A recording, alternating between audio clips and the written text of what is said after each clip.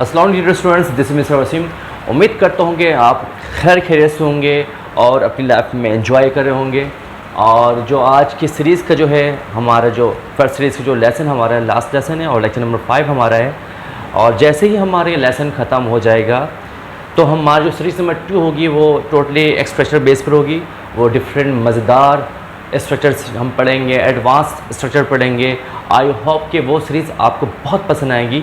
ठीक है, आज की जो हमारा लेसन नंबर है हमारा 5 है, जो कि एक्सटेंडेड सेंटेंस हमारा है और दूसरा हमारे लास्ट हमारे पास है ऑप्टेटिव सेंटेंस हमारा, ये लास्ट टॉपिक का है। तो हम पहले पढ़ेंगे हम एक्सटेंडेड सेंटेंस के एक्सटेंडेड सेंटेंस असल में होते क्या है, इसका इस्तेमाल हमारी ज़िंदगी में क्यों ज़रूरी है और हमारे स्पोकन में हमारे रिटन में इसका क्या रोल है। तो आज पढ़ते हैं। तो ये हम पहले डेफिनेशन से स्टार्ट करेंगे। डेफिनेशन क्या कहते हैं, बहुत ही आसान सी डेफिनेशन है। अ वर्ड और a sound which expresses some certain feeling of joy, sorrow, wonder, fear, surprise, sadness etc। यानी कि एक्सक्लेमेटरी सेंटेंस जो बात करता है वो किसकी बात करता है, वो खुशी की बात करता है, वो गम की बात करता है, हैरानी की बात करता है, सरप्राइज़ की बात करता है, सैडनेस की बात करता है और भी वगैरह वगैरह की बात करता है। अच्छा, इसकी खास बात क्या है कि इट स्टार्ट्स विथ इंटरजेक्शन और इट स्टार्ट्स विथ व्हाट और how and ends with a mark of exclamation. यानी कि खुशी की बात की जाए, गम की बात की जाए या किसी को शाबाशी की बात की जाए तो वहाँ पे जो हम उसके साथ साथ ही हम मार्क ऑफ एक्सक्लेमेशन लगा देंगे। लेकिन जो ही अगर हम हैरानी की बात करेंगे, सरप्राइज़ की बात करेंगे तो वहाँ पे हम जो है वो लास्ट में मार्क ऑफ एक्सक्लेमेशन इस्तेमाल करेंगे। और इसमें जो हम वर्ड इस्तेमाल करेंगे वो हमारा वर्ड होगा व्हाट एंड हाउ का इस्तेमाल करेंगे। तो एग्जाम्पल की तरफ बढ़ते हैं और समझते हैं कि ये किस तरह से इसको इस्तेमाल कर सकते हैं। अच्छा, पहली वाली एग्जाम्पल में हम देखते हैं कि यहाँ पे हुर्रा का जिक्र है, खुशी की बात की जा रही है। Hurrah we have won the match, यानी कि इसमें खुशी की बात की जा रही है कि हुर्रा का मतलब होता है हाँ, खुशी की बात की जा रही है। ओहो हुर्रा, खुशी के इज़हार कर रहे हैं, हम मैच जीत गए।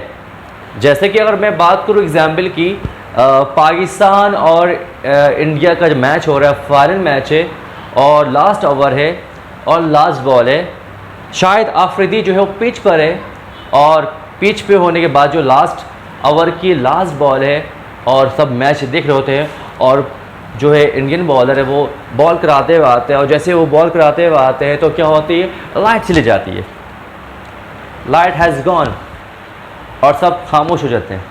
लेकिन जैसे ही 2 मिनट गुजरते हैं और 2 मिनट गुजरने के बाद ही जो है वो बहुत सारे बम ब्लास्ट होना शुरू हो जाए। बम ब्लास्ट का मतलब होता है जो हम खुशी के इज़हार करते हैं, जैसे कि बम पटाखा वगैरह फूटने की आवाज़ आ रही होती है और हम खुशी से चिल्ला रहे होते हैं, हालांकि लाइट चली गई है और बम पटाखे की आवाज़ आ रही है। इससे ये बात जाहिर हो गया कि पाकिस्तान मैच जीत गया। जैसे ही लाइट आ जाती फ़ौरन से और अब देखते हैं कि पाकिस्तान खुशियाँ मना रहे हैं और उसी में चिल्ला रहे होते हैं कि पाकिस्तान मैच जीत गया, पाकिस्तान मैच जीत गया। यानी कि जब भी हम खुशी की बात करेंगे तो वहाँ पे हम इस्तेमाल करेंगे हुर्रा का इस्तेमाल करेंगे, हुर्रा पाकिस्तान मैच जीत गया, हम मैच जीत गए। तो खुशी के लिए जो भी हम इस्तेमाल करेंगे हमेशा हम हुर्रा का इस्तेमाल करेंगे। ठीक है, अब नेक्स्ट की तरफ बढ़ते कि एलेस मतलब क्या होता है। एलेस मतलब होता है गम की बात सैडनेस की बात की जाती है। जब भी गम की बात करेंगे तो वहाँ पे हम एलेस का इस्तेमाल करेंगे। एलेस अफसोस, यानी कि जब भी अफसोस की बात करेंगे तो हम वहाँ पे एलेस का इस्तेमाल करें। एलेस my friend has failed again, ओहो अफसोस मेरा दोस्त, मेरा शार्क दोस्त दोबारा फेल हो गया। तो जब भी गम की बात करेंगे तो वहाँ पे हम एलेस का इस्तेमाल करेंगे। ठीक है, उसी के साथ साथ जो है हमारी नेक्स्ट एग्जाम्पल है वहाँ पे Bravo you have done well. अब जैसे मेरा दोस्त है शाहरुख जो है बहुत अच्छा काम करते हैं माशाल्लाह से, वो अल्लाह ताला उनको जो है वो सेहतयाब मतलब उनको खुश रखे। और जैसे उन्होंने कुछ ऐसा बड़ा काम किया जिससे मुझे बहुत खुशी हुई तो मैं हमेशा उनको कहूँगा ब्रावो। तभी मारते ना किसी को शाबाशी देने के लिए, तो मैं उनको शाबाशी दूंगा, Bravo you have done well, शाबाश शाबाश मेरे दोस्त तुमने बहुत अच्छा काम किया। जैसे एग्जाम्पल और दूसरी एग्जाम की तरफ बढ़ते हैं कि जैसे क्लास में हम पढ़ा रहे होते हैं और कोई स्टूडेंट्स होता है जो बहुत ही अच्छा काम करके देता है या उनकी प्रेजेंटेशन बहुत अच्छी होती है तो वहाँ पे हम उनको थपथपी देते हैं, शाबाशी का इजहार करते हैं। तो वहाँ पे हम क्या बोलते हैं, Bravo you have done well, शाबाश तुमने ये काम बहुत अच्छे से किया है। तो शाबाशी देने के लिए भी जो है वो हम वहाँ पे ब्रावो का इस्तेमाल करते हैं। अब यहाँ पे फोर्थ एग्जाम्पल हमारे पास है how high the wall is, और जो इसमें मार्क ऑफ एक्सक्लेमेशन वो लास्ट में। जैसे ही मैं चाइना जाता हूँ, चाइना में मेरा एडमिशन होता है और मैं वहाँ पे पीएचडी कर रहा होता हूँ, तो फर्स्ट टाइम मैं जाता हूँ चाइना और जा रहा हूँ तो मैं चलते जैसे ही मैं पहुँचता हूँ ऐसे उठाता हूँ, हाँ, और मैं हैरान हो जाता हूँ, ये क्या हैरानी की चीज़ की होती है। और मैं देखता हूँ, हाँ कितनी ऊंची दीवारें यार, ओहो how high the wall is, कितनी ऊंची दीवार है यहाँ पे। यानी कि मैं यहाँ पे हैरानी की बात कर रहा हूँ यहाँ पे कि मैं हैरान हो गया, इतनी ऊंची दीवार तो मैंने कभी देखी ही नहीं।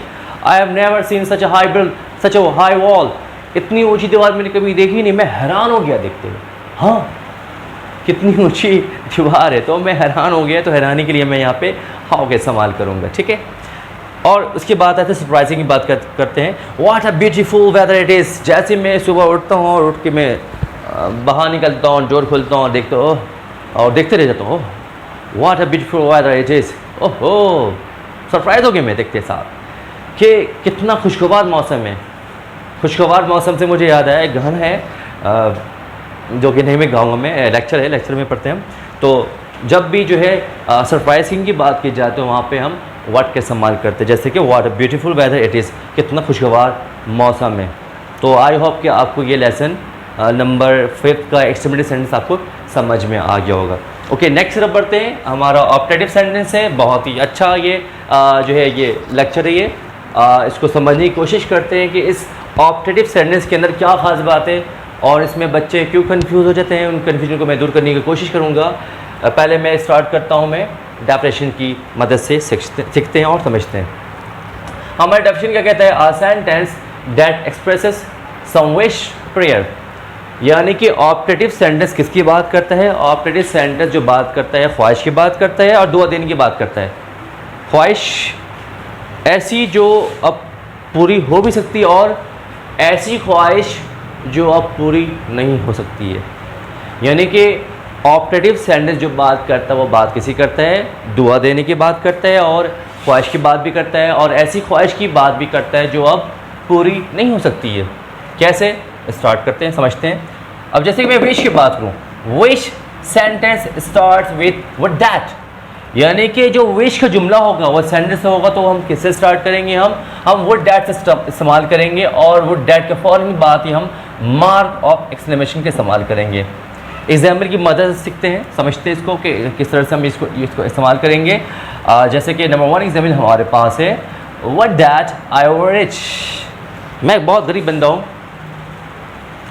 और मेरे जो हालात है वो मैं कह नहीं सकता, बहुत ही बुरे हालात है और मैं अपनी ख्वाहिश इज़हार कर रहा हूँ कि काश आज मैं अमीर होता तो आज मैं बड़े बड़े रेस्टोरेंट में जो है मैं खाना खा रहा होता, और आज मैं अमीर होता तो आज मेरे पास फलानी गाड़ी होती।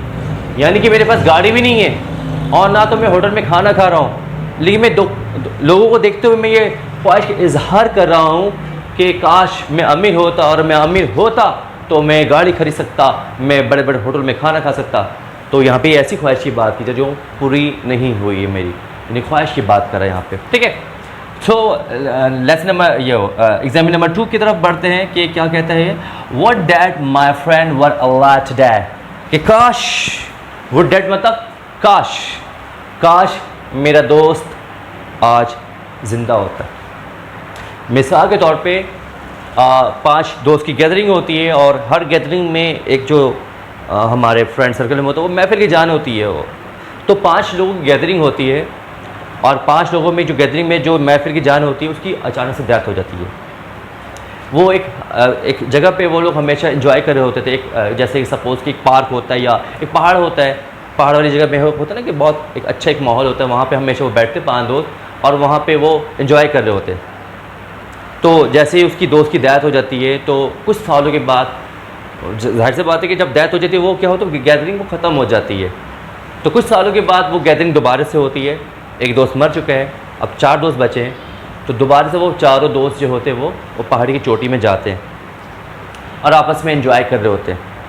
एंजॉय करते करते जो है वो उनको उसकी याद आती है उस 5वें दोस्त की जो है उनके साथ नहीं है।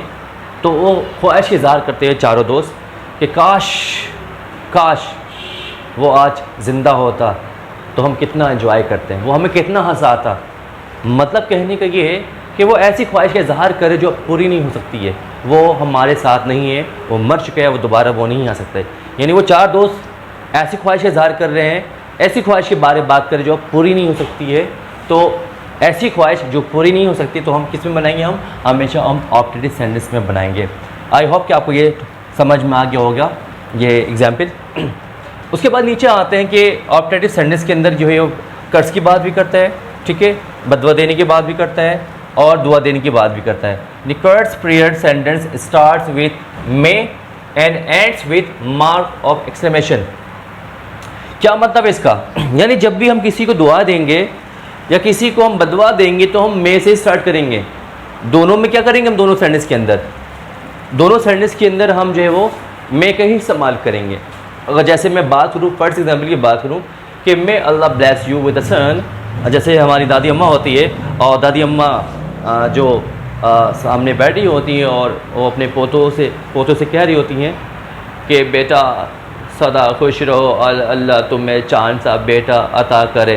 यानी दादी अम्मा क्या कर रही हैं, अपने पोतों से क्या कर रही है, वो उनको दुआएं दे रही हैं कि अल्लाह तुम्हें क्या करे, अल्लाह ताला तुम्हें एक नेक सीरत और जो है खूबसूरत बेटे से नवाजे। यानी वो दुआ दे रही हैं कि अल्लाह तुम्हें चांद सा बेटा दे या चांद सी बेटी दे, ठीक है। तो यहाँ पे जो दादी अम्मा कह रही है वो दादी अम्मा उनको दुआ दे रही हैं।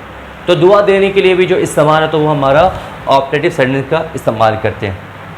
जैसे कि दूसरी एग्जाम्पल की क्या है, दूसरी एग्जाम्पल में may you pass your exams, यानी एक टीचर अब स्टूडेंट्स को दुआ देता है कि अल्लाह ताला तुम्हें कामयाब करे, तुम अपने पेपरों में जो है अच्छे नंबर हासिल करो और तुम कामयाब हो जाओ। यानी एक टीचर हमेशा अपने स्टूडेंट को हमेशा दुआ देता है। तो ये इसमें भी क्या है, दूसरे वाले सेंटेंस में ये दुआ देने की बात कर रहा है। और या जैसे पाकिस्तानी कौम है जो वो पाकिस्तान को दुआ देगी, जैसे कि पाकिस्तान में पाकिस्तान प्रॉस्पर, यानी कि पाकिस्तान क्या है, खुशहाल हो, तरक्की करे, तो ये भी दुआ देने की बात करता है, ठीक है।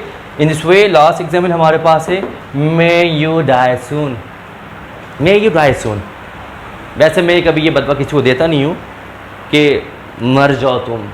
जब हम किसी से नफ़रत करते हैं और हम जब किसी को बदवा देते हैं तो हम वहाँ भी मे के इस्तेमाल करते हैं। और यहाँ पे जो जुमला है इस्तेमाल हमने किया है मे यू डाई सून, मर जाओ, दफ़ा हो जाओ, मेरी नज़रों से दफ़ा हो जाओ, मर जाओ। यानी इस सेंटेंस के अंदर क्या है, इस सेंटेंस के अंदर वो शख्स जो है वो बदवा देने की बात कर रहा है। तो आई होप कि आज का आपको लेसन जो है बहुत पसंद आया होगा। आज हमने जो पढ़ा एक्सटेंडेड सेंटेंस पढ़ा और आज हमने पढ़ा ऑप्टेटिव सेंटेंस पढ़ा और डिफरेंट तरीके से हमने पढ़ने की कोशिश की। जितनी मुझे नॉलेज होती है मैं चाहता हूँ कि अपनी नॉलेज को मैं ट्रांसफ़र कर सकूँ। मैं ज़्यादा अपने लेक्चर को तवील नहीं करता हूँ, ऑडियंस उस पर बोर हो जाती है। ये लेक्चर काफ़ी लेंथी भी होता हमारा, लेकिन मैं नहीं चाहता कि लेंथी हो और आप जो है बोर हो जाएं। तो आई होप कि आज का लेसन जो आपको बहुत समझ में आया होगा और आपने एंजॉय भी ज़रूर किया होगा। मेरे वीडियोस को देखने के लिए जो है आपका सब्सक्राइब करना बहुत ज़रूरी है, उसका लाइक करना भी बहुत ज़रूरी है, कमेंट करना भी बहुत ज़रूरी है। अच्छा, एक और चीज़ मैं बता दूं कि कुछ ऐसे लेसन, कुछ ऐसे टॉपिक जो आपको नहीं आते हैं और उसमें आप बहुत ज़्यादा वरीड हैं, परेशान हैं और कभी आपको समझ में नहीं आया है, तो आप मुझे कमेंट में ज़रूर बताइएगा कि आप नेक्स्ट टॉपिक में या कभी आपको कौन सा टॉपिक पढ़ना है जो आज तक आपको समझ में नहीं आया है। इंशाल्लाह मैं आपको अच्छे से पढ़ाने की कोशिश करूँगा और इंशाल्लाह आपको समझ में भी वो टॉपिक आएगा। नेक्स्ट टॉपिक जैसे कि मैंने अर्ज़ किया कि नेक्स्ट टॉपिक हमारी जो सीरीज़ होगी हमारी वो स्ट्रक्चर पे होगी, वो बहुत एडवांस स्ट्रक्चर भी होगी, बहुत मज़ेदार स्ट्रक्चर भी होगी, जो आपके स्पोकन में, जो आपके रिटन में बहुत आपके जो है वो इस्तेमाल होंगे और बहुत आप जो है उसको बहुत आसानी से इस्तेमाल कर सकेंगे और आपके स्पोकन में बहुत जो है वो निखार भी पैदा होगा इंशाल्लाह। और इंशाल्लाह नेक्स्ट सीरीज़ से मिलेंगे इंशाल्लाह। हमारे ये लेसन का और ये सीरीज़ का लास्ट टॉपिक था जो आज ख़त्म हो चुका है। तो इंशाल्लाह आप नेक्स्ट सीरीज़ में मिलेंगे, नेक्स्ट सेशन मिलेंगे, ठीक है इंशाल्लाह। और अपना बहुत ज़्यादा ख्याल रखिएगा और सर वसीम के लिए दुआएं करते रहिएगा और टेक केयर। अल्लाह हाफिज़।